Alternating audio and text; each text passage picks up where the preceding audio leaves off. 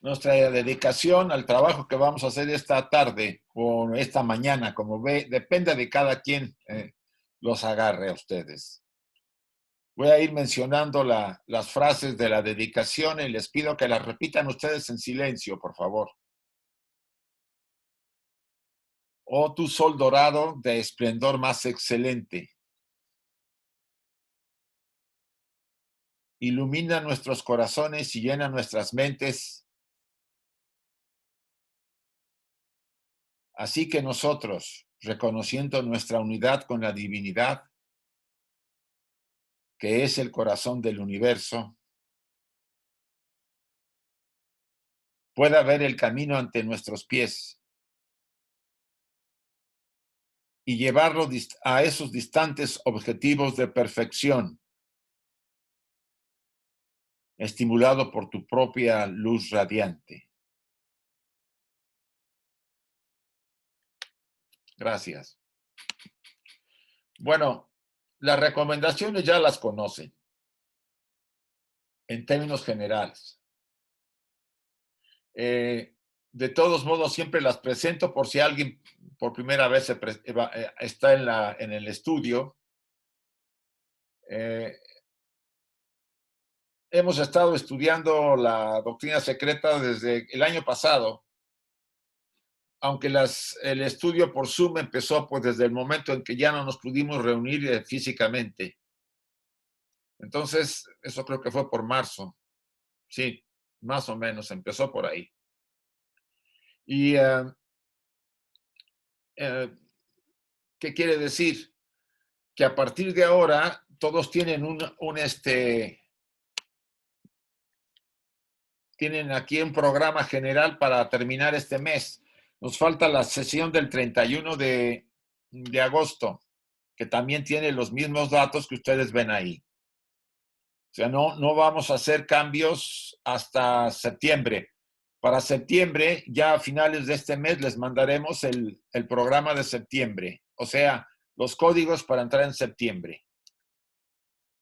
Los que no tengan la doctrina secreta, nosotros vamos a ir anexando el material. Por ejemplo, ahorita estamos todavía con la estancia número 10.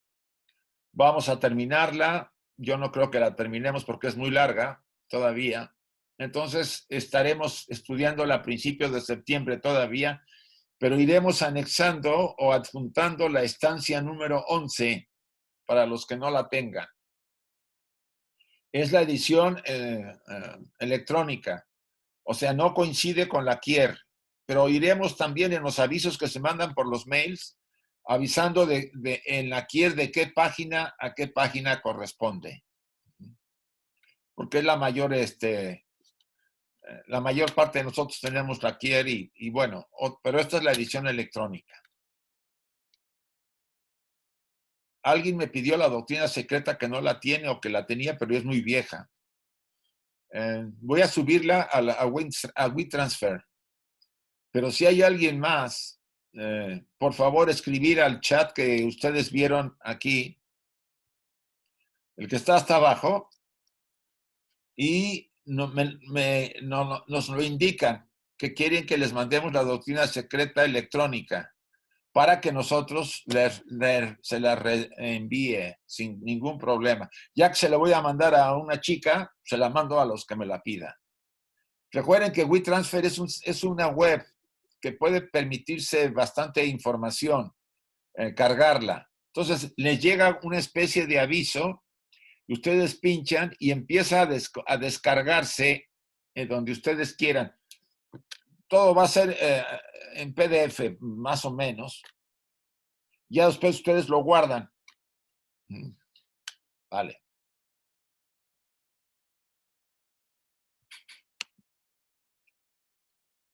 Bien. Vamos a empezar entonces. Más o menos hemos dejado, yo quisiera ir a esta, porque la anterior ya la habíamos tocado, la sesión, la última fue la anterior. Dice acá, y antes de seguir con esto, quisiera yo aclarar, Madame Blavatsky se extiende sobre el tema de digámoslo así. Ya estás grabando, ¿verdad, Nuria? Sí, desde el principio. Ah, gracias. Madame Blavatsky se extiende el tema de la caída de los ángeles bastante y vuelve a traer constantemente partes del proceso de la creación, o sea, de la formación del hombre. Menciona nuevamente las primera, segunda, tercera raza. Es un estilo para poder hacer que el estudiante se ubique en el tema que se está estudiando. Entonces, no les parezca sorpresivo que volvamos a retomar en algún momento, en otro pasaje, ello. Como lo vengo siempre explicando, en algunas partes de este espacio de la estancia 10, hay mucho, por ejemplo, creo que de la página 265, 66, 67, ella trata de justificar varias cosas tomando en cuenta mucha información de otras tradiciones. Ahí yo no entré porque tendría que presentarles a ustedes las tradiciones, ¿sí? La hermética nuevamente, la cábala, la gnosis. De la gnosis veremos algo, porque no lo pude evitar por el tema que ella trata. Entonces, hay partes que ustedes van a ver que no se mencionan porque las evito para no tener que retrasar nuestro estudio. Solamente me centro en la línea de la enseñanza oculta. Entonces, eso lo aclaro nuevamente. Aquí dice, por lo tanto, está hablando del tema de Luzbel o Lucifer o Satán, como le quieran llamar, ¿sí? Todos esos nombres tienen una variante. Dice, santo y venerable es el Sabbat de Dios, bendito y santificado es el nombre del ángel del Hades. El ángel del Hades, el Hades, recuerden que así se le nombraba en la tradición griega, al plano astral, si le quieren llamar así, no es el infierno. El Hades no es el infierno. Es lo que sería, a lo mejor, lo más cercano al purgatorio cristiano, si quieren más o menos ubicarlo. No es el infierno. Satán. ¿No? Pues la gloria de Satán es la sombra del Señor, Dios en el mundo manifestado, o sea, del demiurgo. El trono de Satán es el escabel de Adonai, todo el cosmos. Por lo tanto, cuando la iglesia maldice a Satán, maldice la reflexión cósmica de Dios, anatematiza a Dios manifestado en la materia o en el objetivo. Recuerden que de alguna manera Satán representa a la jerarquía que está manifestada en la materia, porque es la que gobierna la parte más material de nuestro sistema solar, ¿sí? O sea, eso tendría que llevar a muchos de los que están aquí atendiendo este estudio a considerar el origen de la manifestación del cosmos. Recuerden que el primer logos, el no manifestado, cuando se manifiesta en el segundo logos, se divide en espíritu y materia. ¿Ve? ¿Qué quiere decir? Que la unidad de vida tiene los dos aspectos cuando se manifiesta en este cosmos. Y después el segundo logos aparece como el tercero, Mahat, la mente. En otras palabras, hay una estructura, una jerarquía que gobierna en los planos sutiles y hay jerarquías que gobiernan en los planos más materiales. Entonces, todo lo que se ha llamado el Hades, los mundos aparentemente infernales, etcétera, es nuestro plano material, incluso el plano físico. Pues esas jerarquías a las que aparentemente cayeron, ¿no? La caída famosa de las jerarquías es la caída en nosotros, pues nos activaron a todos y nos dieron la mente. Es el gran mito de Prometeo, que vamos a ver más adelante. Esta pequeña explicación la hago para que nosotros tenemos que luchar contra un condicionamiento muy fuerte, que está en la inducción desde pequeños en la tradición religiosa que todos vemos, que hemos practicado en Occidente, el cristianismo. como ahí el malo era siempre el Satán, Lucifer o Luzbel, como le quieran llamar, pues ya nos hemos tragado ese condicionamiento y nos cuesta trabajo verlo de otra manera. A los que les cueste trabajo, déjenlo por ahí y lo analizan poco a poco. Mucho interés ha tenido la Iglesia para poder hacer este movimiento. No solamente la tradición cristiana, sino también las dos tradiciones monoteístas lo han manejado así, pero se ve demasiado marcado en la cristiana. Como dice Blavatsky, ha hecho cosas que ahora no puede deshacer porque ya no tiene manera de salirse de ese dogma porque se vendría abajo toda la estructura. Entonces dice, por lo tanto, repito, cuando la Iglesia maldice a Satán, maldice la reflexión cósmica de Dios, anatematiza a Dios manifestado en la materia o en lo objetivo, maldice a Dios o a la sabiduría por siempre incomprensible, revelándose como luz y sombra, bien y mal en la naturaleza. Es la única manera comprensible a la limitada inteligencia del hombre. El gran problema es que tenemos una mente dual, bien y mal, luz y oscuridad, y con el condicionamiento, pues ya nos metieron ahí la idea de que Luzbel y Lucifer y Satán es el malo de la película y el otro son los buenos. Entendería mucho al que le costara hacer esa modificación. Está en todo su derecho a irlo asimilando y aceptándolo poco a poco. Esta es la interpretación verdadera, filosófica y metafísica de Samael o Satán, el adversario, en la Cábala, encontrándose la misma doctrina y espíritu en las interpretaciones alegóricas de todas las demás religiones antiguas. Forma imperfecta. Les ofrecemos ahora en estas páginas tomadas de la doctrina secreta del Oriente, y así el significado alegórico y simbólico de la serpiente del Génesis se encuentra explicado por los hijos de la sabiduría. La famosa serpiente del Génesis, del paraíso que tentó a Eva, era la jerarquía de los hijos de sabiduría que nos daba la posibilidad de poder tener la mente, ¿no?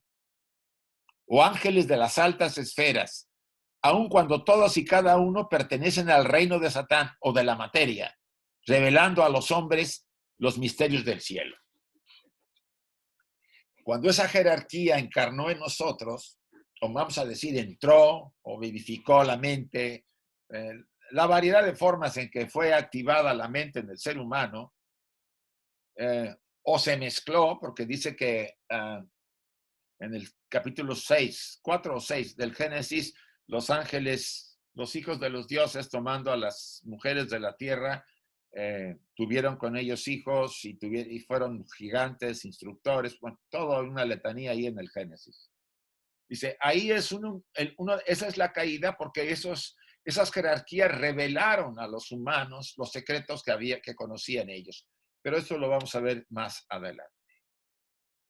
Sin embargo, como las enseñanzas de la doctrina secreta han sido siempre conservadas secretas, y como el lector no puede esperar que se les enseñe los textos originales, y esto que nos quede claro, a menos de que se haga discípulo aceptado. ¿Qué es un discípulo aceptado? Algunos no saben muy bien. Me gustaría que alguno de los que lo saben muy bien lo comentara, abriera su micrófono y diera la explicación, porque para dar oportunidad a algún comentario, por favor. ¿Quién lo quiere hacer? Si no, yo lo hago, pero bueno, díganlo. Quien quiera. Carmen, Clarisa, quien quiera. Puedo probar, digamos. El maestro, antes de tomar un discípulo, lo pone en probación para ver si tiene las cualidades requeridas, digamos, para ser su discípulo. Porque cuando es su discípulo entra en un contacto mucho más estrecho y cualquier caída, digamos, del discípulo puede afectar al maestro en el sentido del aura o en algún sentido, que le exige al maestro gastar energía para volver a equilibrar el discípulo aceptado, o sea, una vez que la aprobación la pasa, es aceptado por el maestro y ya se convierte en discípulo de él. Muy bien. No sé si está bien. Sí, está bien, Emilce, gracias. Sí. Es todo un largo proceso el estudiante que ha decidido hollar el sendero. Para hollar el sendero se requiere ciertas cualidades, ciertas condiciones. El sendero no es un camino como ir a la India o ir al Tíbet, no, el sendero está dentro de nosotros. Nosotros somos el sendero. Cuando alguien tiene verdaderamente vocación porque el alma le está influyendo, le está impulsando a que busque algo más de lo que el mundo le ha ofrecido, que ya no llena nada de lo que hay alrededor de él, ese vacío interior, o sea, que empieza a despertar algo y que a veces viene por una crisis, casi siempre, para mover a la personalidad.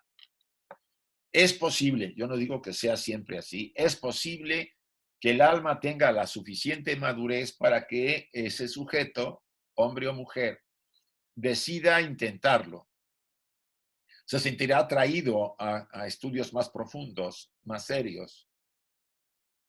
Incluso podría entrar en alguna otra tradición religiosa más profunda, por ejemplo, el budismo. No lo sé. La idea es que hay instructores, aunque el gran instructor para mí está en mi corazón, el yo superior, pero a veces, como decía Paul Brunton, ese instructor se refleja en el exterior y encontramos a alguien que nos puede guiar en ese proceso. No todos han necesitado un instructor exterior. Muchos han desarrollado su voz interior, su maestro interior y son guiados por él. Pero en el caso de lo que nos estamos refiriendo, un chela aceptado, ya lo dijo Emilce, porque el chela aceptado o el estudiante aceptado o el discípulo aceptado se convierte después en el hijo del maestro. Y ahí la conexión es tan grande que cualquier aspecto oscuro que el discípulo no se hubiera mostrado, pues puede afectar muchísimo la labor de uno de esos grandes instructores. De ahí que la aprobación puede durar, en términos generales dura 7 años, pero hay estudiantes que tienen hasta 14, 21 y a veces toda la vida, ¿ya? O a veces 2 o 3 años, todo depende del desarrollo con que viene el alma a esta encarnación. Entonces, cuando habla acá Madame Blavatsky del tema del discípulo aceptado, está refiriéndose a que ellos pueden tener acceso, además porque el discípulo aceptado de alguna manera tiene ya muy despierta la intuición y puede leer entre líneas lo que se está diciendo, además de que puede recibir ese conocimiento por el maestro al que está dedicado. Los versados en latín y griego deben volverse a los textos originales de la literatura hermética. Lean, por ejemplo, con cuidado las primeras páginas del Pimander de Hermes Trismegisto y verán nuestras doctrinas corroboradas ahí por más veladas que esté su texto. Aquí hay un tema también muy interesante en el Pimander. El tema está en que los traductores de la literatura hermética eran cristianos, entonces hicieron ahí sus cambios agregados, les pusieron, le llamaron a ciertas cosas el Padre, el Hijo, cuando no, el Pimander jamás mencionaba eso. Dice, encontrarán también la evolución del universo de nuestra Tierra, llamada en el Pimander la naturaleza, así como todo lo demás, desde el principio húmedo o el gran océano, padre-madre, la primera diferenciación del cosmos manifestado. Primero la mente universal, acuérdense, Mahat, que el traductor cristiano, y aquí es donde está el tema, metamorfoseó en las primeras interpretaciones en Dios, el Padre. Luego en el hombre celeste, el gran total de aquella hueste de ángeles que era demasiado pura para la creación de los mundos inferiores. Entonces, ¿qué le han ocurrido a algunos escritos antiguos? Que cuando se han traducido, por ejemplo, el Pimander que venía en griego, sí, porque no creo que haya llegado en egipcio, en jeroglíficos, la versión que yo recuerdo que se manejó en el Renacimiento, cuando se empezaron a traducir las obras antiguas griegas, eran en griego o latín, pero era más bien griego. O copto, ¿no? Hay pasajes de la Gnosis que vienen en copto porque fueron encontrados en Nag Hammadi y la literatura. Entonces, ¿qué ocurrió? Pues que le metió la mano los traductores cristianos para adaptarlo a la versión de la versión cristiana. No está tan grave, si no hubiéramos perdido ese gran conocimiento, pero tengan cuidado cuando ustedes lo estén leyendo. Dice, oh de los hombres de nuestro globo, pero que sin embargo cayó en la materia y en virtud de esa misma evolución como segundo logos del Padre. Dice, pues la mente, la deidad abundante en ambos sexos, aquí refiriéndose que Mahat no puede ser Dios, ¿sí? Siendo luz y vida, produjo con su palabra otra mente u obrero, el cual siendo el Dios del fuego y del espíritu, dio forma y construyó otros 7 gobernadores, los cuales contienen en sus círculos el mundo fenomenal y a cuya disposición se le da el nombre de destino. Este párrafo es un comentario que se hace al punto anterior del Pimander. ¿Qué quiere decir? Que la mente, que es, como dice ahí, deidad abundante en ambos sexos, ¿sí? Andrógina, luz y oscuridad, vida, luz y vida, y generó de ella un obrero, o sea, una jerarquía, que fue la jerarquía del fuego y el espíritu, segunda jerarquía. Y de ella volvió a generar otra, que son los 7 gobernadores. Los 7 primordiales, los que nos han, vamos a decir, activado o que gobiernan los 7 planetas sagrados. Esto se está refiriendo a un estudio que hicimos hace ya bastantes sesiones, cuando empezaron la creación primaria y la secundaria, la noumenal y la fenomenal. Eso está al principio de las estancias, creo que 2 o 3, por ahí está, de antropogénesis, por si quieren ustedes ir a esa referencia. Dice, aquí es evidente que la mente, el pensamiento primordial, divino, universal, no es ni el uno desconocido, no manifestado, puesto que abunda en ambos sexos. Es macho y hembra, ni tampoco el padre es cristiano. No puede ser el padre cristiano, ok. Se le ha adjudicado ese calificativo por el traductor cristiano en el Pimander, puesto que este es masculino y no andrógino. El padre cristiano es masculino, ¿sí? Ve que lo ponen siempre de hombre. Y en cambio el pensamiento primordial divino es andrógino, padre-madre. Ni tampoco el padre cristiano, puesto que este es masculino y no andrógino. El hecho es que el padre, el hijo y el hombre están irremediablemente mezclados en las traducciones del Pimander. O sea, que cuando vayamos a estudiar el Pimander de Hermes, pues tenemos que tomar en cuenta que hay nombres que no están en el lugar que deben estar y que tenemos que aceptar este comentario de Blavatsky para poder entender mejor la obra hermética y no confundirnos. O sea, la mente, el pensamiento primordial divino no puede ser el Dios Padre. Entendemos eso. Este aspecto es andrógino. Se generaron ahí los primeros 7. ¿Sí? Las primeras jerarquías, ¿cómo se llamaban? Ichin, no, ¿cómo tenían un nombre? Agi, los Agi, ¿sí? Que eran la base para que la mente universal se manifestara, porque sin Agi no había manera de que alguien pudiera manifestar la mente. ¿Sí? Todo esto es pasados estudios. De ellos emanaron una siguiente jerarquía, aquí la menciona. La jerarquía del fuego y el espíritu. Y después la tercera jerarquía es así, los 7 gobernadores, a los que nos referimos en nuestro sistema solar, que son las cabezas de los 7 planetas sagrados, ¿sí? Entonces, aquí Blavatsky trata de aclarar que en el Pimander el estudiante puede confundirse si acepta esa traducción como está hecha. Y le pone aquí las aclaraciones. Sería bueno que el que estudiara el Pimander de Hermes consultara esta parte del párrafo, de los párrafos que hay aquí para poder delucidar a qué se está refiriendo el traductor.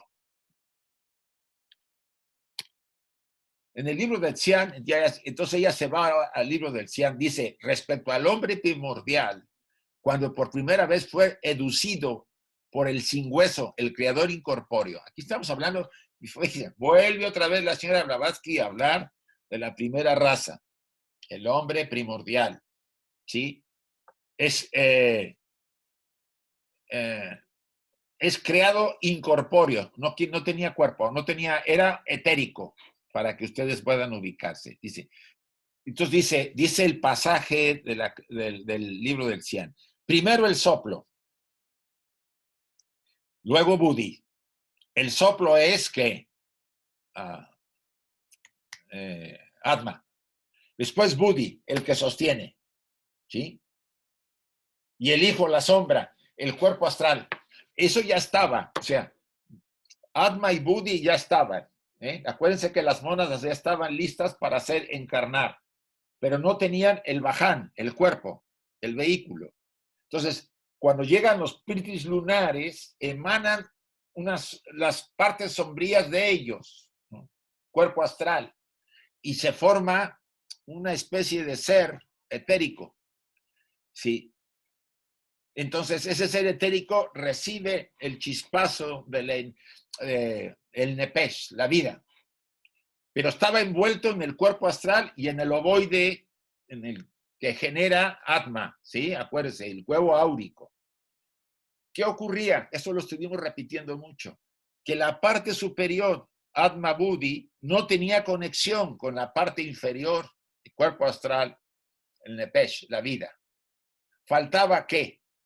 Dice ahí. Pero ¿dónde estaba el eje, el principio medio? Manas. No había manas, no había mente. El hombre estaba condenado. Cuando están solos, el indeterminado, elemento indiferenciado, y el Vaham Buddhi, la causa de lo sin causa, sepárense completamente de la vida manifestada. ¿Qué quiere decir? Que si no hay manas, no hay nada. Simbólicamente, no hay autoconciencia, y si no hay autoconciencia, no hay un individuo. Aquí vuelve a repetir lo que ya dijimos en varias sesiones anteriores para ubicarnos otra vez, porque sacó el tema del Pimander de Hermes. Entonces, que nos quede claro, la primera raza no tenía mente, no tenía manas, ni cama. Es una repetición. La segunda raza tampoco. Aunque hay un pasaje, y yo eso tuve por ahí con Alberto algunos comentarios, que dice, parte de la jerarquía de la mente, de aquello de los Anishvatas, de los Manasaputras, los seres que tienen el fuego, ¿sí?, de la mente, irradiaron algunos de la segunda raza, pero no dice más, dice nomás eso. Entonces, la realidad es que lo que sería el hombre, que todavía no era en la tercera raza Lemur, a mediados de la tercera, cuando ya la separación se había casi logrado, recibe la mente. Es cuando se da la mente. Ahora, no todos nos dan la mente, porque algunos se niegan, dado que el vehículo, que no era ni siquiera todavía físico, era medio así, medio gelatinoso, medio etérico, no era denso, era más espiritual que humano, vamos a llamarlo así, era semi-humano. Eran seres gigantes con un ojo en la frente y les faltaba, dijeron, no, aún son formas incompletas. Una parte de esa jerarquía se negó a entrar o a irradiar la mente. Dijeron, nos esperamos. Entonces, ya ahí viene todo lo que hemos visto en las sesiones últimas, pero voy a proseguir según el párrafo y prefiero ahorita abrirlo para que si hay alguien que quiera hacer un comentario sobre lo que hemos visto. Si alguien quiere abrirlo, por favor, recuerde, abre su micrófono, pregunta o comentario. No abusemos del tiempo para que esto sea más fluido y no hablemos al mismo tiempo. Hay una chica que se llama Milce, que es de Santa Fe, pide entrada. Me mandó por WhatsApp. No sé si está ahí. Ya había dicho él que eso no decía. Isaac, Sí, a ver, un comentario. Hace algunos años, respecto de los textos herméticos, hace algunos años hicimos en Madrid en unas jornadas sí, ibéricas, me acuerdo. teosóficas, sobre el hermetismo. Y ahí, bueno, es totalmente cierto esto de que los textos herméticos, especialmente el corpus hermético, porque hay mucha gente que piensa que los textos herméticos son el Kybalión. El Kybalión es un libro moderno, de principios del siglo XIX, perdón, del siglo XX. Es un libro moderno. Los textos herméticos, el corpus hermético, es una colección de libros que fueron escritos en distintas épocas y fueron coleccionados. Pasa esto, que las ediciones buenas, y recuerdo en especial una edición de la editorial Gredos en español. Sí que es la mejor, creo. Sí, creo que es la mejor de las que yo he visto, que he visto varias. Siempre te recomiendan eso, dice, de que mira, trata de extraer de la traducción que hay, cuál sería la palabra original en griego que corresponde, porque ellos utilizan, por ejemplo, mucho por ahí, theos, que comúnmente muchos lo traducen como Dios directamente, pero no existía ese concepto en la Grecia antigua, entre los griegos antiguos. Lo mismo pasa con logos, y entonces eso realmente hace muy difícil entender los textos herméticos si no haces una traducción inversa hacia atrás tratando de entender qué significaba, cuál sería la palabra griega correspondiente. Totalmente de acuerdo contigo, Carlos. Esa es la dificultad de algunos textos que se han traducido. El tema está en que, pues como el traductor tiene influencia de su ideología, pues se siente invitado a decir, bueno, yo lo interpreto así. No vamos a pensar que tenga mala intención. Vamos a decir, es que para que lo entienda la gente lo voy a poner así. Pues ahí ya está alterando, como decía el otro día, traductores, traidores, ¿sí? Pues traicionan la verdadera original. No es fácil entenderlo. Yo estoy de acuerdo contigo, Carlos, y aquí Blavatsky pues lo enseña constantemente. Nos viene a decir que hay que tener cuidado con la literatura hermética, incluso con las mejores ediciones, como la que dices de Gredos, que yo también la tengo. Hay como que extraer, absorber un poco y leer entre las líneas para poder aceptar. Muy bien. ¿Algún otro comentario, chicos? Hay gente queriendo entrar, quizá. Yo ya le estoy dando entrada. Aquí los tengo abajo. Yo quisiera comentar algo acerca de lo que se expuso ahorita y el nombre del Eterno. No sé si si se pueda o ¿está bien? Sí, bueno, quisiera comentar que en el jeroglífico, el símbolo, que es como justamente se enseñaba el hermetismo, porque el alma, o lo que consideramos alma o espíritu, son cosas distintas, pero finalmente el espíritu comprende el símbolo mejor que la palabra. Entonces siempre vamos a tener una confusión muy grande, porque obviamente las traducciones están, pues obviamente basadas en la literalidad, ¿no? De los pueblos y eso es atemporal, porque lo que significa un tiempo no va a significarse en otro.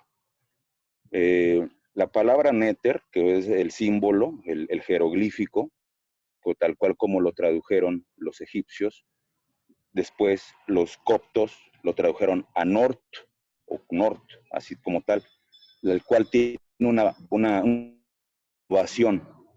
Después ya los árabes, que son pues ahora sí que familia consanguínea de todos esos pueblos, hicieron 3 traducciones más y le pusieron el nombre de divino, sagrado o puesto aparte. Y esto más se fue, digamos, todavía puliendo más hasta llegar, como bien comentaron, a los griegos. Los griegos utilizaron la palabra de poder, fuerza, fuerte, fortificar o proteger para designar a la palabra néter. Ya todas las demás traducciones que han surgido a partir de ahí, pues ya es parte de la literalidad de los pueblos y de las propias cratofonías de estos y de la propia semiótica de ellos mismos. Esto pues obviamente va a irse divergiendo de acuerdo a sus teogonías conforme va evolucionando la conciencia de esos pueblos. Nada más quería comentar que en la tradición hermética siempre se le ha hecho una alegoría, una similitud a la palabra piedra bruta con el azufre. El azufre, pues todos sabemos que es el símbolo del shaitán o del adversario, ¿verdad? Entonces ahí en la antigüedad, en las catedrales, los maestros constructores ponían una piedra deforme en la entrada o ya hasta después se fue modificando hasta la cara de un demonio, en donde iban y apagaban los cirios cuando llegaban de las procesiones.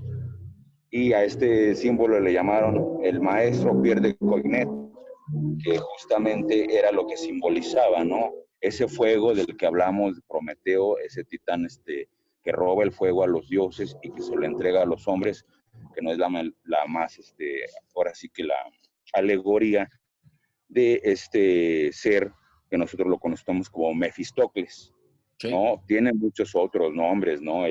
También por ahí Lucifer, Satán, Lucifer, Luzbel, Shaitán, Daemon, Samael.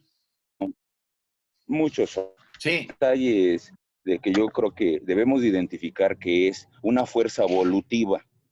No es un personaje, es una fuerza evolutiva que justamente ya en el hermetismo nos lo señalan como Set, ¿sí?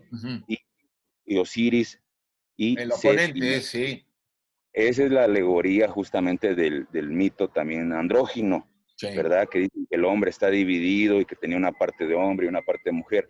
En realidad todos tenemos esa constitución dentro. Tenemos una parte evolutiva que nos hace, por decirlo así, caminar por el buen sentido y una parte evolutiva que nos hace caminar por el mal sendero, sea masculina o femenina. Es la alegoría de estos 4 personajes de los que acabo de comentar. Y ya voy a dar concluido mi comentario para que alguien más opine. Gracias. Sí, quisiera completar ahorita lo que acabamos de ver.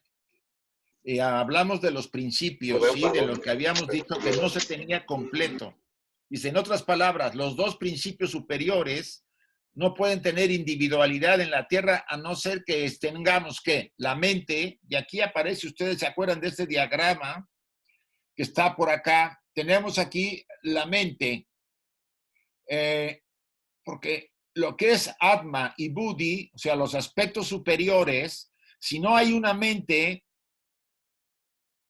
y no hay una mente superior y una mente, que es la misma, la mente superior y la mente concreta de la personalidad, lo que llamaríamos astral mental o kama manas, no hay individualidad. Eso está definitivamente enseñado en toda la tradición antigua. O sea, dice, la mente, el ego mana es que se reconozca a sí mismo. Necesitamos algo que nos reconozcamos a nosotros mismos. Por muy espirituales que pudiera ser Manas y el Buddhi, que es el Vaján de Manas, digo de Atma y el Vaján es Buddhi, no hay autoconciencia. No somos humanos si no hay mente, que nos quede claro a todos. La falsa personalidad terrestre o el cuerpo de deseos egoísta y de la voluntad personal para ligar el todo como alrededor de un eje, lo cual es cierto a la forma física del hombre. O sea, no estamos mal hechos. Lo que pasa es que es así la estructura necesaria para el proceso evolutivo. Y esto que nos deba ubicar nuevamente en que si no hay una mente y kama, las pasiones, que fue dado a mediados de la tercera también, Rasa Lamur, no habría autoconciencia y entonces no seríamos humanos, seríamos simplemente unos zombies o sombras. ¿Algún otro comentario antes de seguir? Sí, yo solamente quería comentar... Sí, buenas tardes. Yo quería preguntar qué relación podría tener esto con lo que se habla en la doctrina secreta de los nagas o incluso con lo que se habla en México del nahual, el otro yo, el alter ego, el adversario, ese ser que tenemos que domar, domesticar como un animal. ¿Y para qué nos dio la mente Lucifer esa ser? Mira, si yo supiera el gran misterio de para qué tenemos. Si no hay mente, no hay autoconciencia, y si no hay autoconciencia, no hay evolución. Así de fácil. Lo que nos hace evolucionar es la mente. Porque con ella, muchos han puesto a la mente como un puente que nos lleva del mundo material de la personalidad al mundo espiritual. Pero el problema de la mente es que es dual. Y una parte de ella está como embelesada con la personalidad, o sea, la parte animal. Y la otra, pues, vive en su mundo formando esa triada superior, el mundo divino. Entonces dice, el puente hay que atravesarlo para llegar al otro lado. Incluso se le denomina a veces antacarana en la literatura teosófica. Pero el problema es que ustedes y yo ya nos quedamos a la mitad del puente y ya nos gustó estar ahí en la mente. La mente tiene mucha fuerza, muchas capacidades, pero pues no hay más, ¿no? Hemos hecho teorías materialistas y visiones muy limitadas que dicen, no, lo demás no existe, nomás es la mente y las pasiones y lo material, etcétera, lo que los sentidos nos dicen. Esa es la visión materialista. Isaac, ¿Puedo comentar algo, Isaac? Sí, Clarisa. En la doctrina secreta, la señora Blavatsky dice, voy a ver si lo digo casi textualmente, dice, está Atma, solo. Luego se reviste de Buddhi, que es ese Bhajan. Pero continúa ella diciendo, ni Atma solo, ni Buddhi solo, ni ambos juntos podrían hacer nada sin un tercer factor. Y este tercer factor es Manas. Sí. Manas es uno. O sea, la mente superior y la mente inferior, todos estos nombres que le estamos dando y que a veces repetimos sin haber comprendido lo que está significando, no es más que términos para entendernos. Hay un solo Manas, porque cuando estamos desencarnados, Manas está ahí y es uno.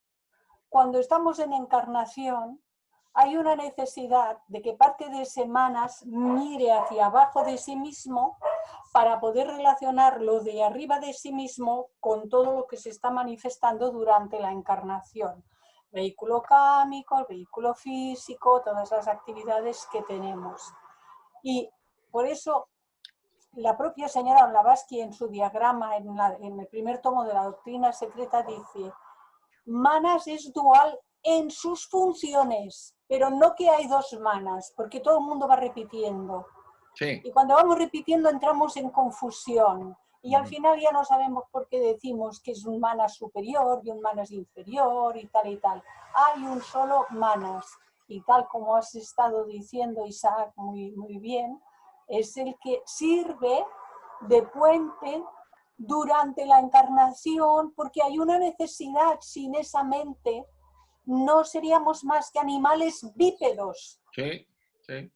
No seríamos seres humanos, seríamos animales bípedos. Entonces es importantísimo que entendamos qué es la mente, cuáles son las funciones que corresponden durante la actual etapa en la que estamos atravesando ahora los seres humanos, y que nos apliquemos a utilizarla como instrumento para lo superior, y cuando la relacionamos con lo inferior, siempre con esa vista puesta hacia lo que ha de estar manifestando. Si perdemos de vista esto, estaremos muy perdiditos. Sí, es cierto. Disculpadme que me haya alargado un poco. No, está bien, Clarisa, porque todo lo que se diga para aclarar Manas es importante. También quería José Luis, por favor, José Luis, disculpa. Isaac, un momento, Nieves Álava me dice que no puede entrar. Pues yo estoy dando entrada a todos y ya vamos 133, entonces no puede ser que no pueda. A ver, le voy a decir, a ver si ha entrado. Isaac. José Luis. Sí. Primero pidió la palabra José Luis ahorita, con gusto. Gracias, Francisco. Isaac. Mira, cedo la palabra porque mi comentario hace un momento iba un poco en la dirección que se ha estado comentando ahora en estos instantes, es decir, en la importancia de Manas y bueno, cómo se puede ver el aspecto de Manas desde un punto de vista como negativo, materialista, o desde otro punto de vista, en fin, bueno, se ha estado comentando, no me extiendo y así cedo un poco el tiempo al resto de los hermanos que quieran hablar. Francisco. Perdón, primeramente, antes de todo, de que escucho tus opiniones con bastante atención. Y quisiera, digamos, entonces agregar, comprimiendo un poco todo lo que se ha dicho. Desde hace muchos siglos, en los templos de los misterios, desde Egipto a Asia, incluso aquellos templos que ya no están en el mapa de este planeta, se decía: lo que era, es y siempre será. En el principio era el caos. La materia y la energía no estaban organizadas y todo era oscuridad. Pero se hizo la luz. La sabiduría de la mente universal, creó las leyes universales que la física y la ciencia utilizan incluso hoy día. La materia y la energía se organizaron en átomos y otros elementos. Un átomo se unió a otro átomo y formó una partícula que, unida a otras partículas, formó los cuerpos y las galaxias del universo. Es posible que nos parezca que en el oscuro universo no puede haber luz, pero hay luz. Tal vez lo que no hay es un cuerpo donde reflejar la luz. Eso es lo que nos puede parecer a nosotros aquí. Necesitamos un cuerpo humano, un cuerpo de vida, para reflejar la conciencia y la inteligencia de la mente. Ese es el motivo de nuestra existencia. Madame Blavatsky Muy bien. ordenó la zoología de la vida mineral, vegetal y animal, dando nombres a las cosas. Tal vez, por el momento en que fue escrita la doctrina, nos parezca que fue cubierta con una cierta mitología que tenemos que traducir. Sí. Y ese es nuestro trabajo. Sí, es obvio que a todo estudiante, como decía Blavatsky, primera, no todo lo que viene en la doctrina está completo, ya lo dice ella. Se reveló una parte que era lo permitido y lo demás no se ha dado. O sea, hay un velo a mucha de la información.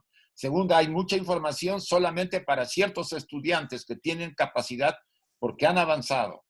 Entonces, para nosotros, tratando de dilucidar varias de las enseñanzas, que nos acercamos de alguna forma, modesta, podemos decirlo así, a ellas, buscando entenderlos en este momento para poder realmente, como decíamos siempre, cómo ponerlo en práctica en nuestra vida, porque de qué vale que sepamos si no lo ponemos en práctica.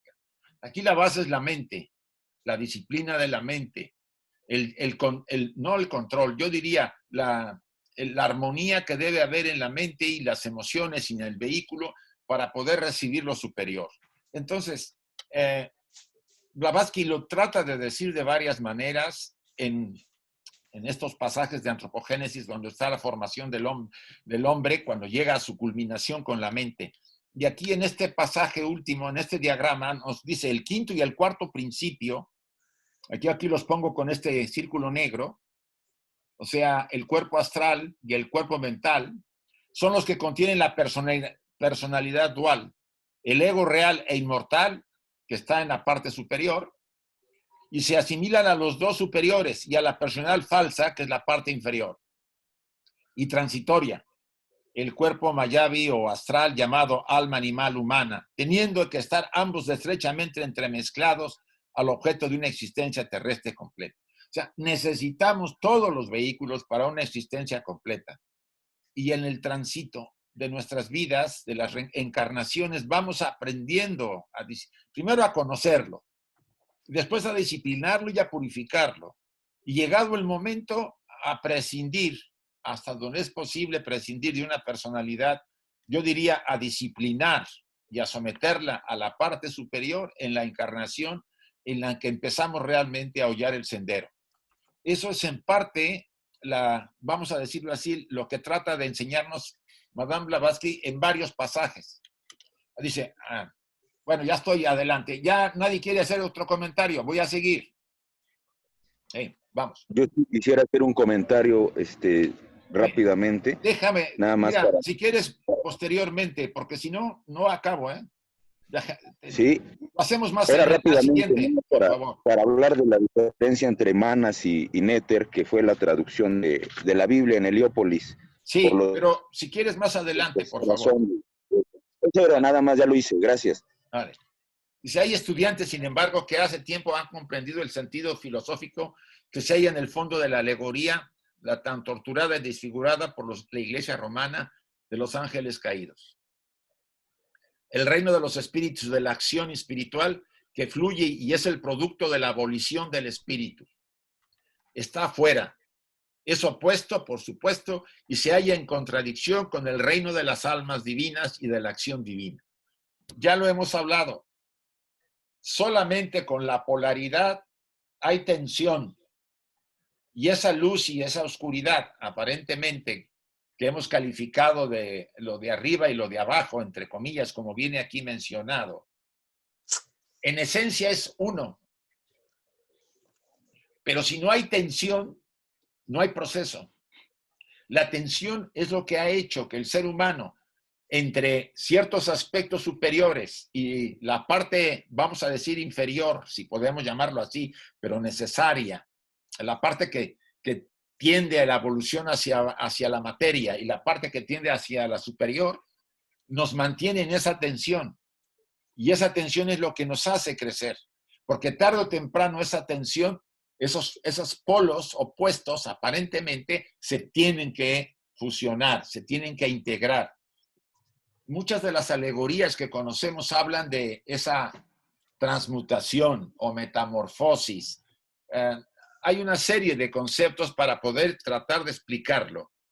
Pero si pudiéramos ir a fondo de la enseñanza de la famosa alegoría de los ángeles caídos, entenderíamos que era necesaria esa posición en la parte más material, porque si no, no habría esa polaridad necesaria para poder trascenderlo. Si él es el oponente al que se opone en nuestro camino como seres espirituales, vencerlo tiene que ver con el proceso de crecimiento y desarrollo. Es la única forma vamos a decir, de integrar. No se trata de destruirlo, la parte, como hablamos en el campo de la psicología. No se trata de negar aquello que soy, sino se trata de asumirlo, aceptarlo, con un trabajo interno e ir acercándolo hasta donde es posible para integrarlo sin identificarnos todavía hasta procesos más avanzados. Para expresarlo de un modo aún más claro, limitando las explicaciones a esta tierra solamente, el deber de los primeros egos diferenciados, la Iglesia le llama arcángeles, fue dotar a la materia primordial con el impulso evolucionario y guiar sus poderes constructores en la formación de sus producciones.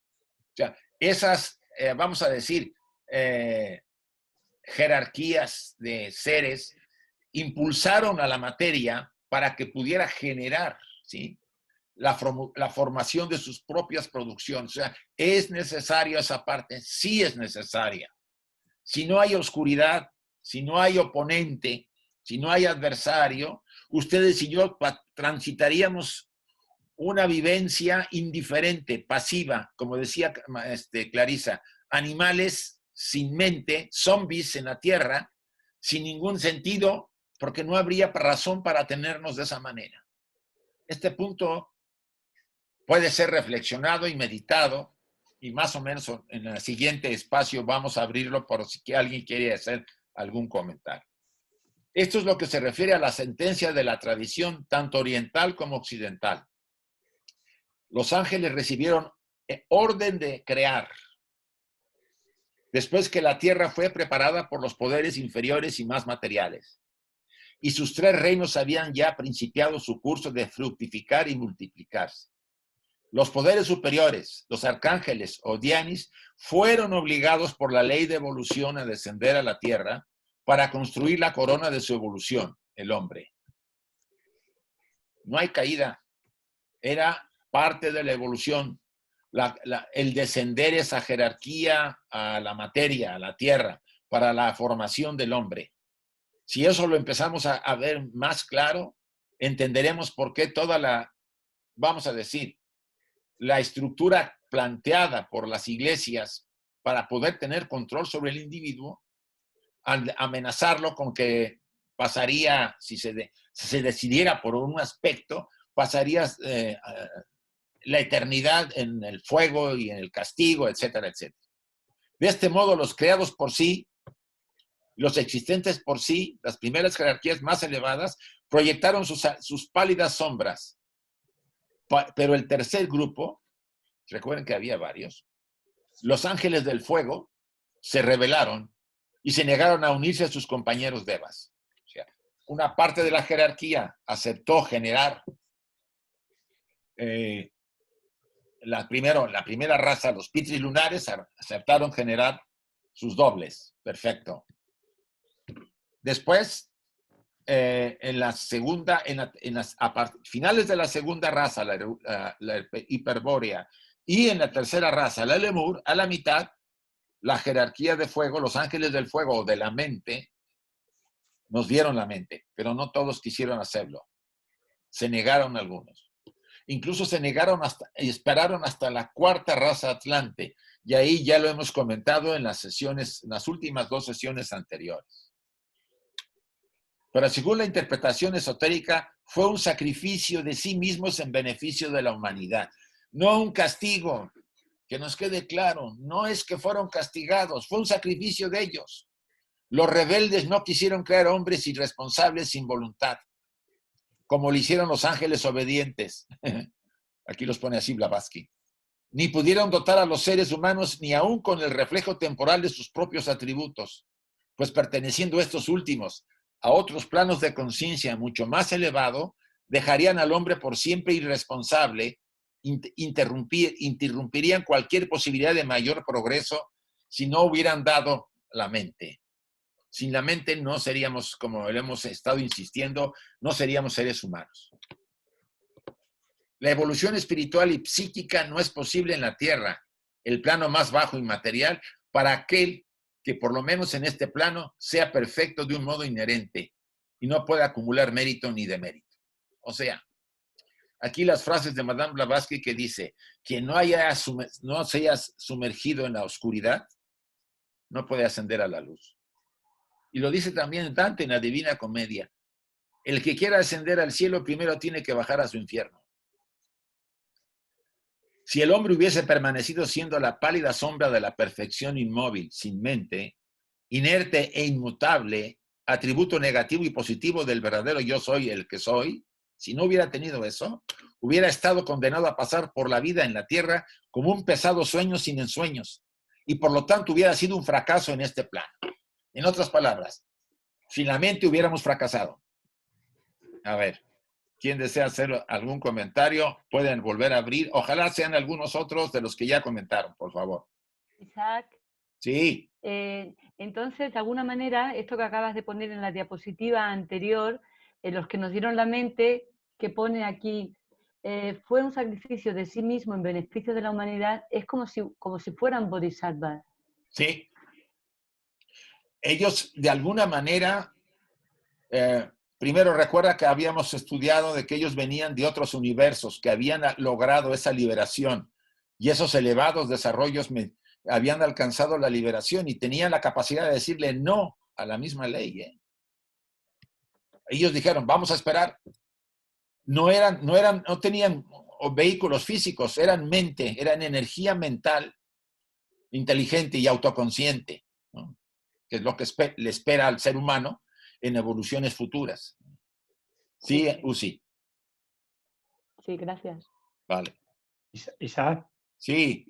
¿Puedo hacer un comentario? Sí, sí, sí. Mira, en relación a lo que acabas de decir, en la última sesión, cuando comentabas o leías de la doctrina secreta y hacías los comentarios referentes a la jerarquía que nos dan la mente, pero que en un principio se negaron porque, bueno, no voy a repetir lo que ya se ha dicho, pero que luego por karma fueron obligados, va un poco en relación a lo que tú acabas de decir. Dice que su grado de evolución es tan elevada que se niegan a encarnar por decisión propia, aunque luego posteriormente sean obligados por karma. Pregunto, como analogía o como comparación, ¿no? Es decir, en algunas ocasiones, cuando en algunos talleres que tú mismo has dado, hablabas de que en el momento de encarnar, el alma, si el karma es muy pesado, puede decir que no, aunque luego sea posteriormente obligado de alguna manera por la ley a encarnar. ¿Hay alguna relación? ¿Puede haber alguna relación en este sentido? ¿Me explico? Ya te entiendo, que el individuo tenga un karma muy pesado. Sí, pongo al mismo nivel el momento en el que esa jerarquía que nos dota de mente a la raza humana, en un principio se niegan, porque las formas físicas eran tan grotescas que no querían entrar en esas formas. Pero posteriormente, por karma, dice la doctrina secreta, fueron obligados. Y Sí, porque cuando se empezaron a mezclar los amente con los animales, contaminaron el templo, el recinto. Entonces, eso fue un daño muy grande que se le hizo a un grupo de seres a mente o humanos, que serían humanos. Y eso es lo que ahí entró la ley kármica a obligarlos. ¿Sí? Entonces, sí. ¿Qué pasa con normalmente nosotros encarnamos en condiciones kármicas en las familias, dependiendo las condiciones que traemos, las relaciones magnéticas con los miembros con los que vamos a encarnar en la X familia. Si nuestro karma es muy denso, a pesar de, porque dice Blavatsky que incluso los desalmados encarnan, vuelven a ser humanos, ¿sí? Pues va a ser condiciones muy difíciles, muy complicadas para ese tipo de almas, en que el entorno que se van a rodear, si es que logran sobrevivir, porque a veces son retirados de inmediato, vienen y mueren, o mueren en las primeras etapas de su desarrollo, o hay un accidente y la madre aborta. Hay muchas razones para que la ley kármica, cuando es demasiado el peso que trae esa alma, le impida entrar a la humanidad, ¿sí? Hay casos en que nacen deformes, con limitaciones, etcétera, etcétera. Hay muchas explicaciones. Lo importante acá es entender que esta jerarquía que tenía la capacidad de decir no, me voy a esperar. No es que no quisiera entrar, quería esperar un momento más adecuado para tener un baján, o sea, una estructura humana más adecuada, se negó. Y no se imaginó que los humanos a mente, que no tenían mente, imitaron a los animales, porque ya se habían separado los sexos, y no solamente entre ellos, sino que se mezclaron con los animales. Entonces, eso, dice el pasaje, generó una contaminación del recinto, del tabernáculo, que hasta después han seguido pagando difícilmente esas estructuras tanto tiempo después. Sí, José Luis. Vale. Gracias, Isa. Espera, Yoli, espera. Sí. A ver, Yoli. A ver, hay algo que me viene a la mente mía de lo que acabas de decir, que tenemos que desarrollar, o no desarrollar, sino lo malo para luego conocer lo bueno. ¿Qué pasa? Cuando fuimos seres humanos de conciencia baja, porque lo hemos sido, para ir evolucionando, tuvimos que en el alma hacer lo que habíamos hecho por conciencia baja, para ahora reconocer lo que es lo bueno, algo así. Mira, la declaración de Blavatsky y también la de uno de los libritos del maestro K.H. Sí. Habla, nadie, excepcionalmente las jerarquías o los seres humanos que desde el principio nacieron por Kriya Shakti, que fue la parte de la familia de los arats y maestros, apartando ese segmento de la humanidad, todos hemos tenido que sumergirnos en la oscuridad, sin excepción. Yo lo interpreto así. ¿Por qué? Porque al entrar al mal, entre comillas, lo que nosotros llamamos mal, que es nuestras debilidades, todas las pasiones, todo, imagínense como animales haciendo cosas que no nos imaginamos, pues generamos que la ley entró a actuar y nos cobró. ¿Cuántas veces hemos sido muertos o matados porque tantas veces nosotros hemos matado?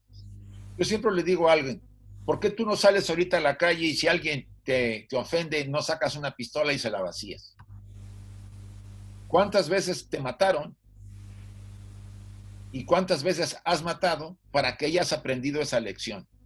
Entonces, la conciencia empieza a despertar cuando el sufrimiento te hace reaccionar, porque a nadie le gusta ese sufrimiento. Entonces, poco a poco vamos escalando y vamos mejorando vida tras vida, porque eso se aprende con cientos de vidas, no es tan simple. El haber salido de ese estado animal casi, a pesar de que la mente estaba ya ahí presente, pero poco desarrollada, nos ha costado cientos, yo no diría quizás hasta miles de vidas, el empezar a llegar a tener cierta conciencia como la tenemos ahora. Pero nos hemos tenido que sumergir en la oscuridad. Si no, no aprenderíamos qué es la luz. La luz se conoce por que hemos conocido la oscuridad. Hemos puesto el ejemplo. Si hemos nacido en una habitación donde siempre ha habido luz y alguien nos pregunta qué es la luz, no podemos decirlo porque no, lo contrario no lo conocemos. La mente necesita lo opuesto para conocer algo. Conoces la felicidad porque has sufrido. Conoces la satisfacción porque has estado insatisfecha. O sea, la polaridad famosa es la que nos ha despertado la autoconciencia. Pero eso tarde o temprano tendrá a disminuir. Los polos se irán acercando y hasta que se vuelvan a integrar. Ese es el objeto del trabajo que hacemos como desarrollo interior. Crecer, desarrollar. Pero esa polaridad oscura que todos traemos se resiste. Lucha contra la luz. Como luchan las jerarquías que sumergieron en la materia contra las jerarquías superiores. Esa es la eterna lucha constante. Lo que pasa abajo está pasando arriba. O sea, quítense la idea de que de allá arriba está santificado y que no pasa. No, no, no, no. Ahí hay un montón de luchas constantes con jerarquías de diferente tipo. Entre las más materiales contra las más espirituales. Hay una constante tensión. Los polos otra vez están ahí. Entonces, quitarnos esa idea. Sí. He conocido 5 personas. Quitándonos esa idea, pudiéramos de alguna manera entender en este universo la polaridad. Sí, Julio. Desde Perú. Julio Pomar desde Perú. Buenos días, ¿cómo estás? Bien, Julio. Ante todo, felicitarte por abordar este tema tan abstruso de una manera comprensible, más o menos comprensible, porque el tema es muy difícil. Yo quería hacer un abordaje sobre el tema de la mente, que lo he leído en algunos autores teosóficos, me parece que Dan y Besant también, entre ellos. Parte de que ¿qué cosa es la mente? La mente es una adaptación de la conciencia para funcionar en los planos inferiores. El ser humano es una entidad que funciona en los planos superiores de la manifestación mediante sus poderes, mediante sus vehículos o sus principios como son la mónada, alma, buddhi, manas en los mundos medianos del universo, y en los mundos inferiores utiliza la mente, que es una adaptación de la conciencia para funcionar en los oscuros mundos de la materia.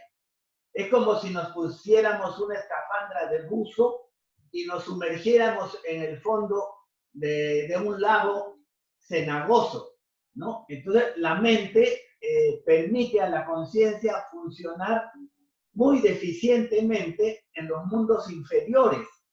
Si no hubiera mente, solo habría un animal instintivo funcionando en el mundo de materia, pero teniendo mente, el hombre va aprendiendo a funcionar en esos mundos según va dominando la mente, ¿no? O sea, es un proceso de dominar la mente para poder funcionar en este mundo de abajo.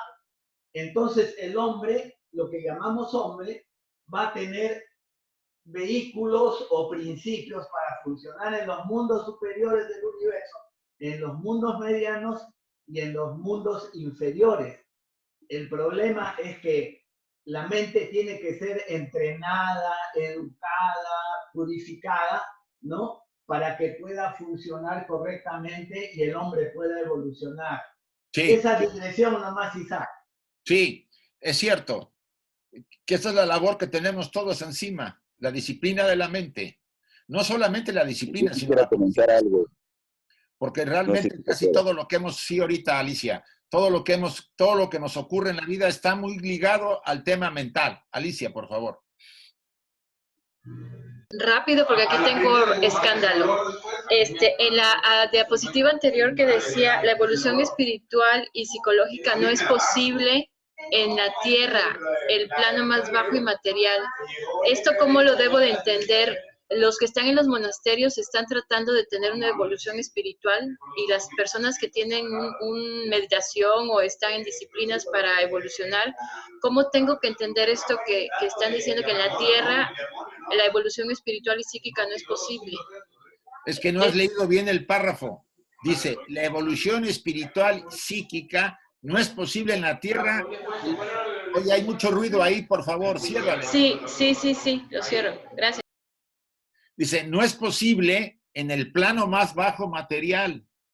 Para aquel que por lo menos en este plano sea perfecto. O sea, para el que es perfecto no hay evolución.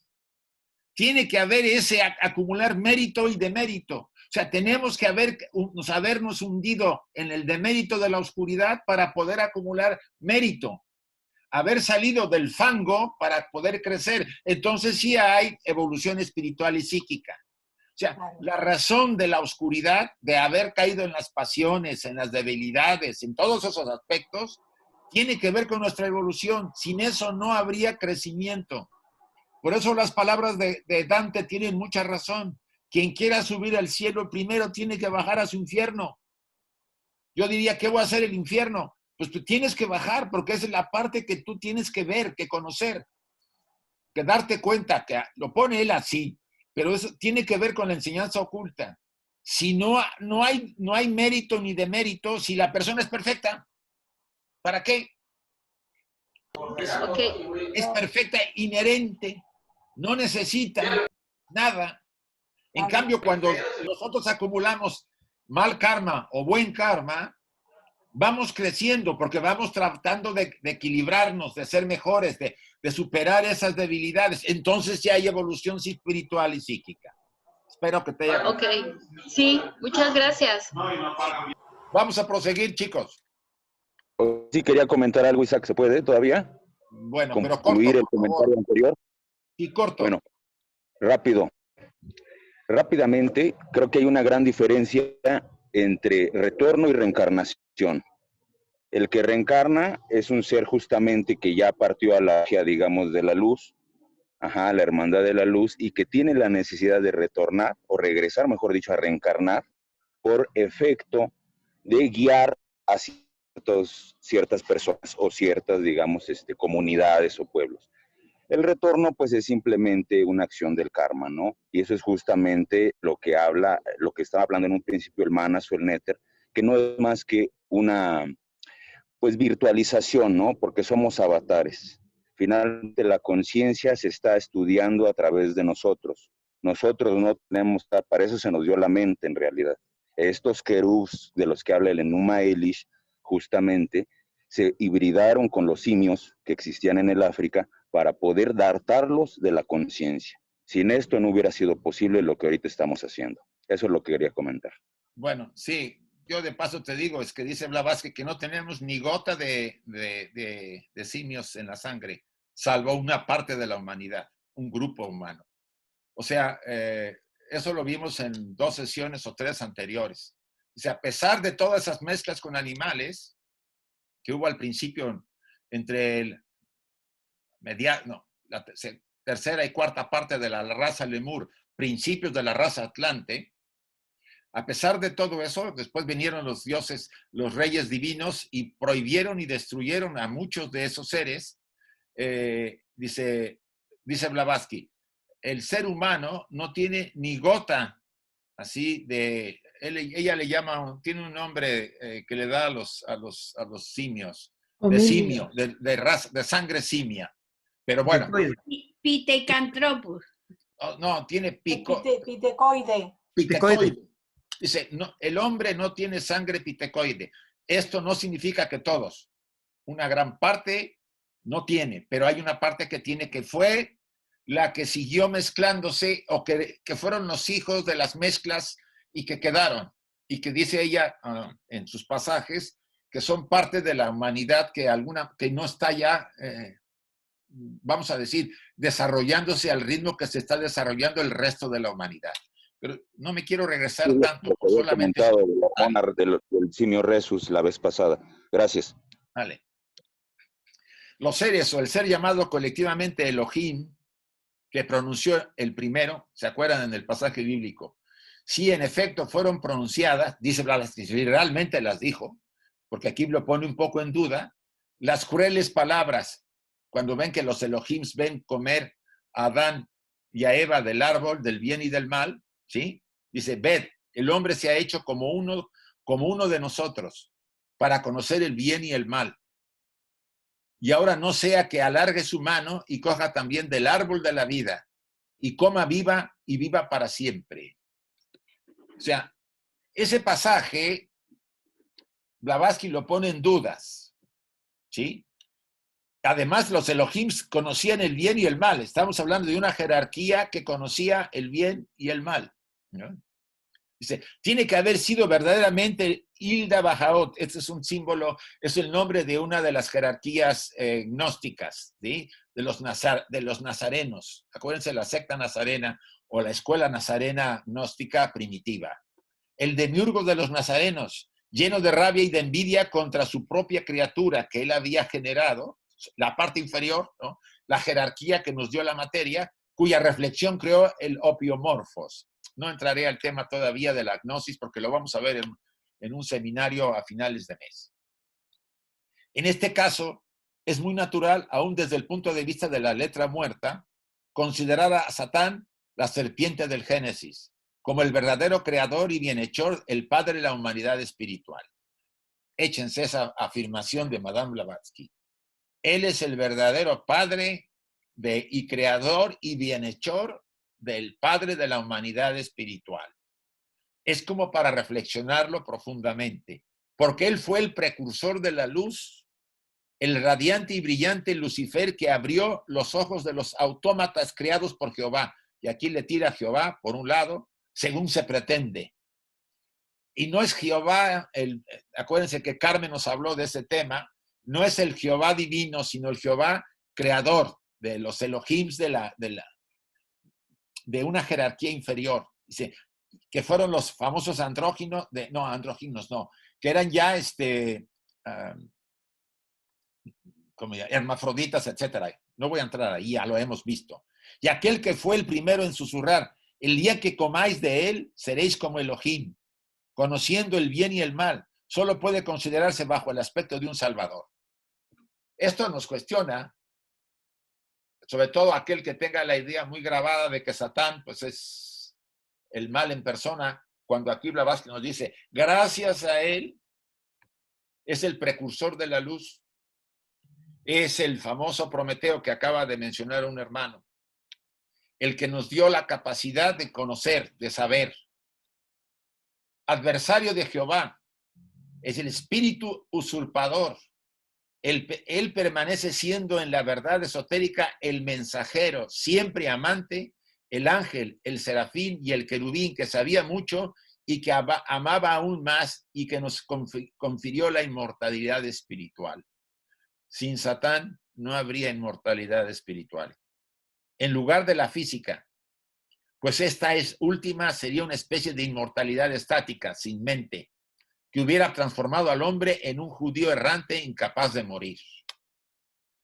Estas partes del pasaje son bastante directas para señalarnos que gracias a este aspecto nosotros hemos encontrado el famoso mensajero, el inmortal espiritual, la inmortalidad espiritual. Sin él no la tendríamos, porque nos va a llevar tarde o temprano esa mente, que es el puente a lo divino, a que atravesemos y encontremos nuestra verdadera hogar, es el lugar de donde hemos emanado.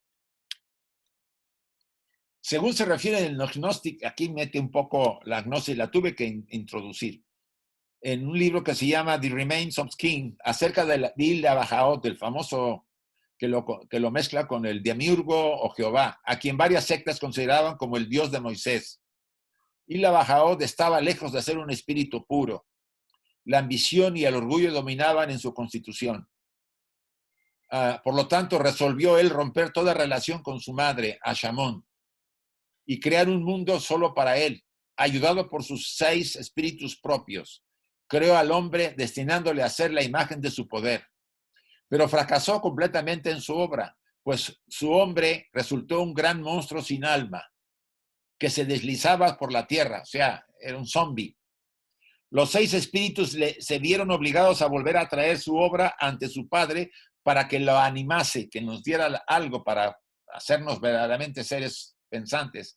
Así lo hizo comunicándole el rayo de la luz divina que él mismo había heredado de Ashamón, su madre, quien por eso está perdida, por esta pérdida le castiga.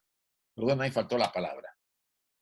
Este pasaje, yo le voy a pedir a todos que esperemos la última sesión de agosto, que vamos a analizar el libro de Pistis Sofía, el libro de Valentino, ¿sí? Con los comentarios de Madame Blavatsky, y les va a parecer mucho más claro este pasaje. Yo lo incluí porque en parte me podía permitir invitarlos para que en la sesión del 30 de agosto podamos zambullirnos en este pasaje, en ese mito de Pistis Sofía, que les voy a mandar a todos antes de la sesión para que lo puedan leer y se ubiquen más o menos de qué va. ¿Es el 31? 30 o 31, no sé. No, 31 es lunes, creo. Lunes. Ah, este es un especial del domingo. Sí. Vale. Aquí vuelvo a meter. De ahí la alegoría de Prometeo, que roba el fuego divino para que los hombres prosigan conscientes en el sendero de la evolución espiritual, transformando así al más perfecto de los animales de la tierra en un Dios potencial y dejando a su voluntad el conquistar el reino de los cielos por violencia. De ahí también la maldición pronunciada por Zeus contra Prometeo y de Jehová Ilya Bajaot contra su hijo rebelde Satán. Satán es, se puede decir, el Prometeo.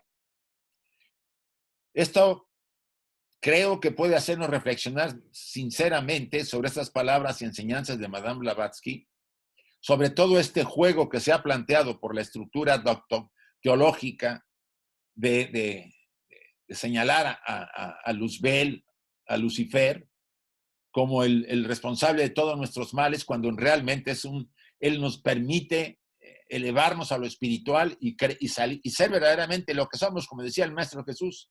Vosotros sois el templo del Dios vivo. Dioses sois si no os dais cuenta, decían en el Evangelio de Juan. Y eso nos debería mover, porque estamos acá para poder develar a ese Dios interior. Y gracias a este Señor que hemos calificado del maldito, el malo, el peor de todos, gracias a Él podemos hacerlo, porque nos dio la oportunidad de despegarnos de la oscuridad para ir a la luz. Sin esa lucha interior no llegaríamos nunca.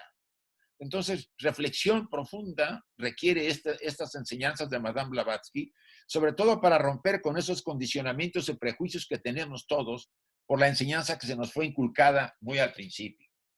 ¿Comentarios? Isaac, quería comentar sí.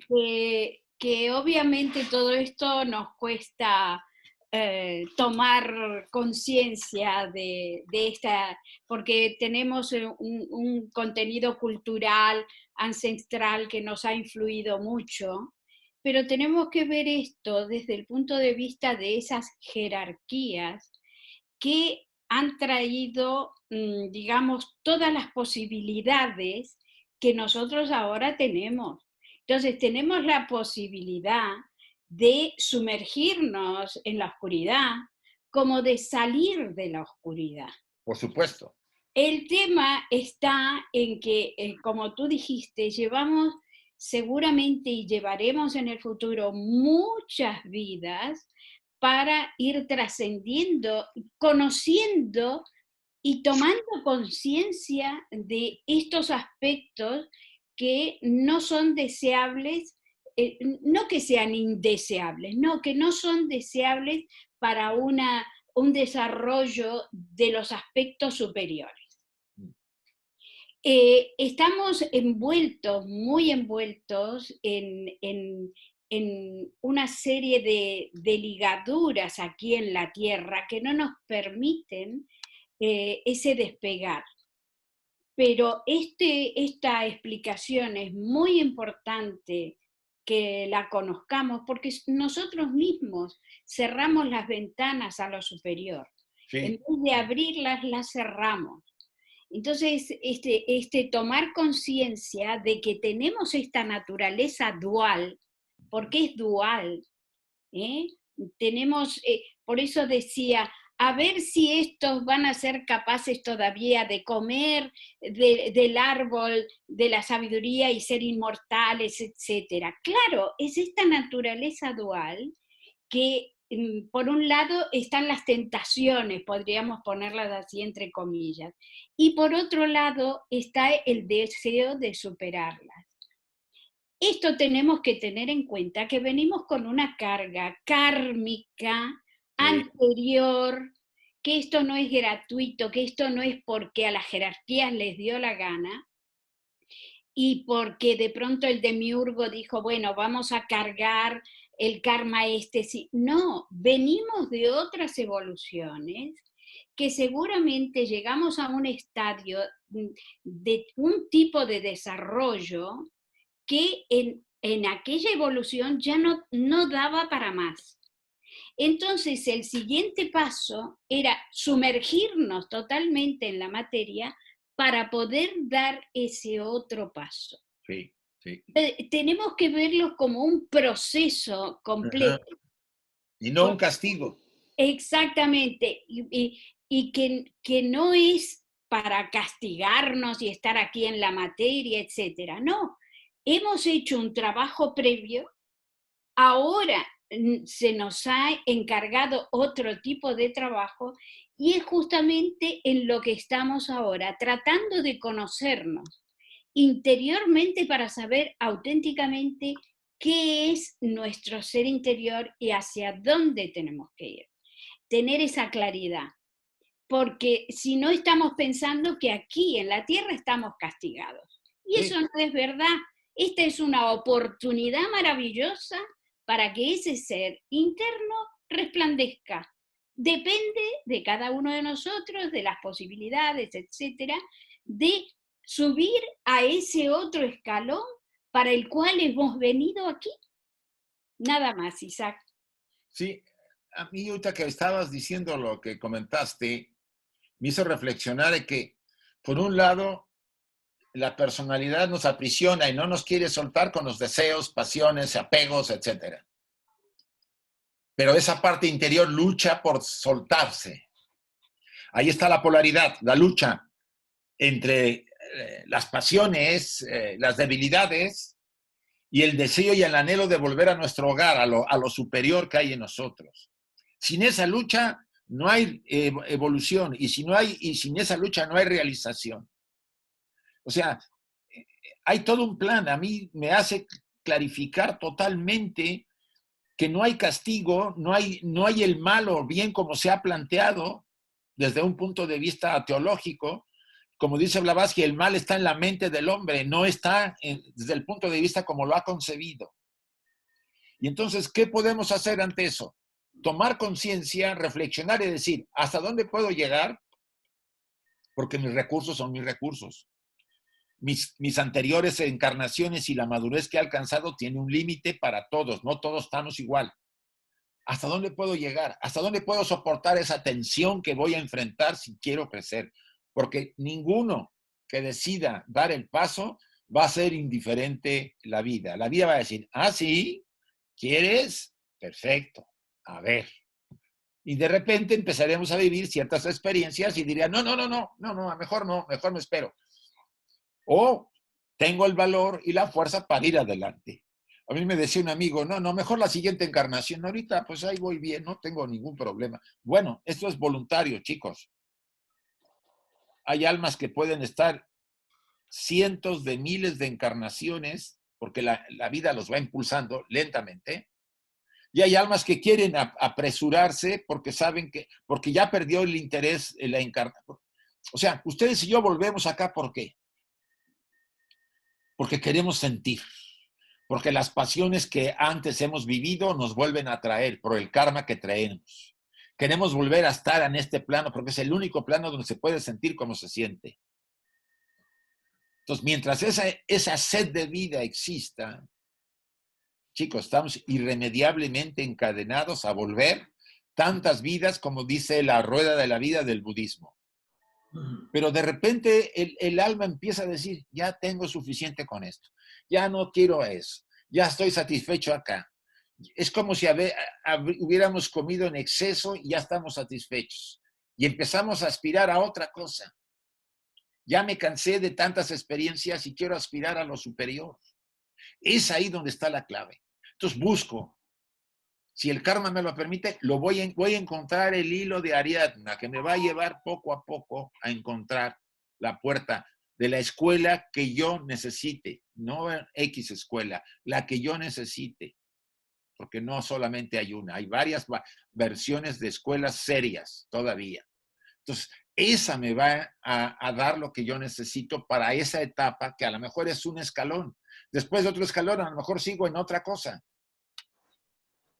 Pero mientras eso no suceda, tenemos que ser comprensivos. A ver, quería comentar algo, ¿te podrá?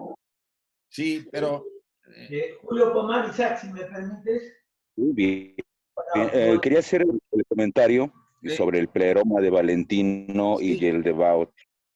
Justamente... Mira, hermano, como tú ya has hecho dos comentarios, queremos que alguien más haga comentarios. No es porque no quiera darte la palabra. Cortaste desde el principio y nunca me dejaste hablar y luego me dijiste que lo hiciera rápido. Yo he tenido la atención de escucharte todo este tiempo, pero ya habla la otra persona. Tú déjame decir, voy a ser breve, ¿sí? Breve voy a ser. Es para volver sobre la naturaleza de Satán. Satán, Prometeo, el rebelde, el que se levanta contra la autoridad, el que analiza y discute. Parece claro que este Satán no es otro que la mente, que el principio de Manas. Indudablemente que no es Budi, porque Budi ve la totalidad, pero es la mente la que ve al mundo partido, fraccionado en millones de pedazos. Entonces, esta mente discutidora, inquiridora, es indudablemente Satán. Es la que se rebela contra el orden establecido, es un revolucionario y la mente que tiene esos factores negativos, separadores de la totalidad, a la vez permite al hombre elevarse hacia lo espiritual, porque tiene dos aspectos. El aspecto inferior, el manas inferior, que se pega a kama, al deseo, y el manas superior, que se pega a Budi. Entonces, el ángel rebelde, cuya naturaleza es discutir, contradecir y buscar en la totalidad, buscar la separatividad, a la vez es el medio por el cual el hombre puede elevarse. Sí. O sea, Satán no es otro que el ser humano. Sí. Bueno, sí, o es el demiurgo, como quieras llamarle. Miren, creo que ya llegamos, ya son 8:05, chicos. Si alguien ya quisiera yo cerrarlo para poder terminar nuestra sesión. Recuerden que es más o menos de 1:30. Isaac, a mí me gustaría hacer una pregunta si es posible. Pero corta, porque ya... Sí, muy corta. Sí. Sí. Si todo es polaridad, arriba y abajo, y todo es tensión, ¿a qué tipo de paz podemos llegar en esta encarnación como seres humanos? Serena la mente. ¿Serenar la mente? serenar la mente, ponerla en paz. El que alcanza la serenidad mental conoce la paz. Pero ¿cómo vamos a alcanzarla si siempre hay esa polaridad? No, se puede. Por eso hay que trabajarte en meditación y trabajar la mente para poder encontrar esa serenidad, que Con también el sería equilibrio. emocional, porque todo se empieza a serenar. Y la meditación lo permite, pero hay que trabajarlo. No va a ser gratis. Antes has dicho algo muy importante en relación con esto, que es acercar los polos de opuestos. Sí. Ese balanceo lo vamos acortando, lo vamos Cada vez menos. acortando, lo vamos acortando, y ese es el lugar de encuentro de esa polaridad que ha sido descrito como el camino del medio o filo de la navaja. Sí. Hacia ahí hemos de ir.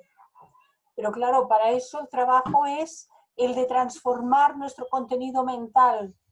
¿De qué naturaleza son nuestros pensamientos? Descubrirlo e ir transmutando todos aquellos pensamientos que son separativos, que son de carácter separativo. Y entonces, haciendo toda una labor transformadora de ese contenido y del uso de la mente, la serenidad no se hace esperar. ¿Sí? Bien, Amaya. Gracias, muchas gracias. Amaya, ¿le puedo decir Quiero una una cosa, cosita. Amaya? Sí. A ver. Sí, Mire, Carlos. a ver, creo que me gustaría, digamos, aclarar o dar mi punto de vista respecto de que lo que llamamos mal es solamente ignorancia. Es como dicen también los Mahatmas en una de sus cartas, que justamente todo lo que es la ausencia de luz, la oscuridad es ausencia de luz. Y la luz de Buddhi está ausente inicialmente en la mente inferior hasta que la presencia de Buddhi no puede irradiar a la mente al principio de manas. Sí. Entonces, el conflicto entre bien y mal desaparece porque realmente lo único que existe es o sabiduría o ignorancia. Cuando nuestra mente cuando comenzamos a irradiar todas las ilusiones, es decir, a vencer ilusiones, la separatividad, la ilusión del tiempo, la ilusión en fin, de muchísimas cosas, todo eso lo que hace es que precisamente trae esa calma o esa paz por la que Amaya preguntaba. Es decir, ¿por qué? Porque el manas irradiado, o manas taihasa, como le llaman muchas veces, irradiado por Buddhi, hace que algo sea diferente. Y en el camino, entonces, cuando alguien se propone esto, antes hablábamos del karma, ¿no? De que, bueno, cuidado con el karma y tal, pero lo único que pasa, el karma sigue estando ahí igual que siempre. Lo que pasa es que uno abre los ojos, comienza a abrir los ojos y empieza a ver, porque si no las cosas se le pasaban por encima y no aprendíamos las lecciones. Nada más. Muy bien. Muy bien. Bueno, chicos, quisiera yo terminar con la invocación como siempre lo hacemos, si les parece. Voy a cerrarles a todos el micrófono.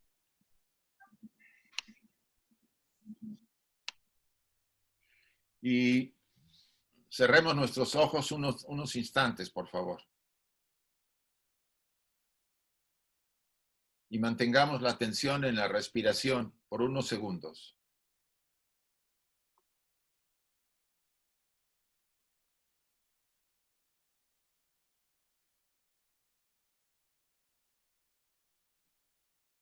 Vamos a repetir las frases que menciono después de que diga cada una de ellas, siguiendo el significado profundo que tienen. Oh vida oculta que vibras en cada átomo. Oh luz oculta que brillas en cada criatura.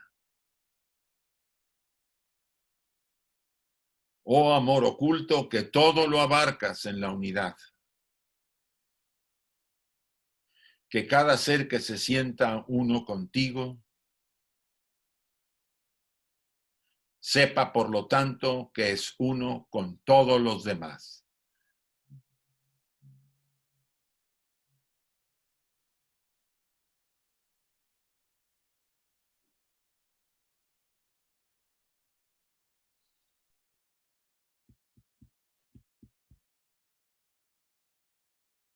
Así sea y gracias a todos. Muchas gracias, Isaac. Gracias a ti. Gracias.